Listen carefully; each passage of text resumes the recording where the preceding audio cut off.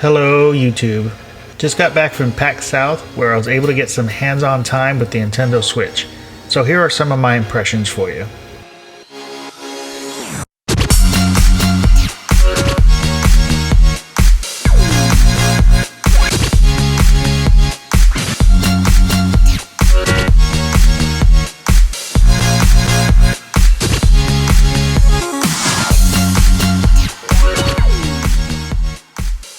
The first game I got to try was Mario Kart 8 Deluxe. I noticed the joystick's travel felt right. They also had a nice click when pushed in. I was a bit concerned that the right joystick location would be an issue, but it wasn't. The top buttons are easy to use and the lower ones are shaped so you could lay your finger on it.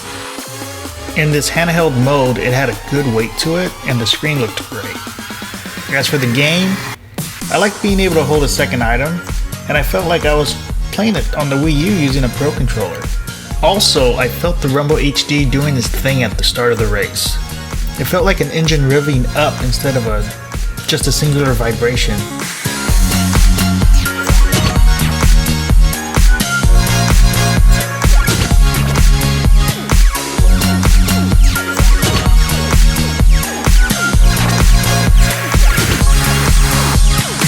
ARMS.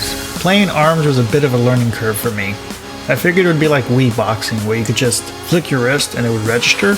That doesn't work. You have to do a punch motion with a little snap at the end. On top of that, you have even more controls. Tilting them both in the same direction moves you, and the top buttons where your thumbs lay make you jump and dash.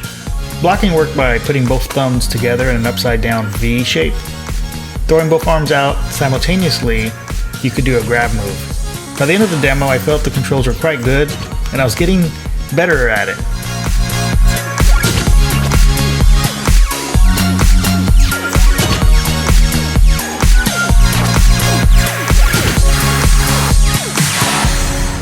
Splatoon 2.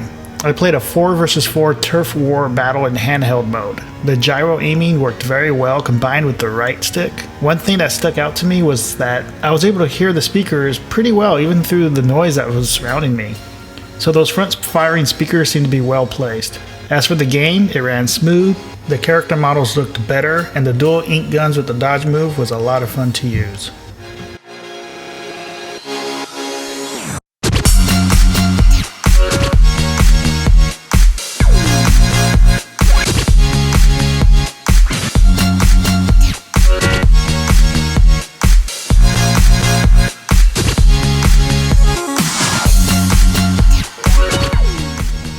SnipperClips, a two-player co-op game where you each use one of the Joy-Cons and play in table mode.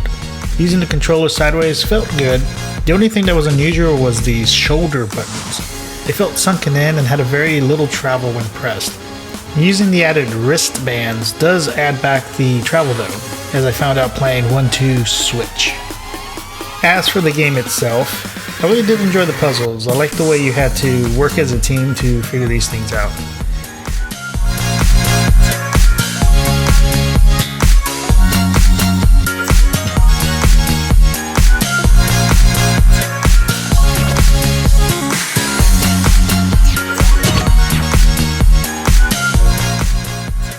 One, two, switch.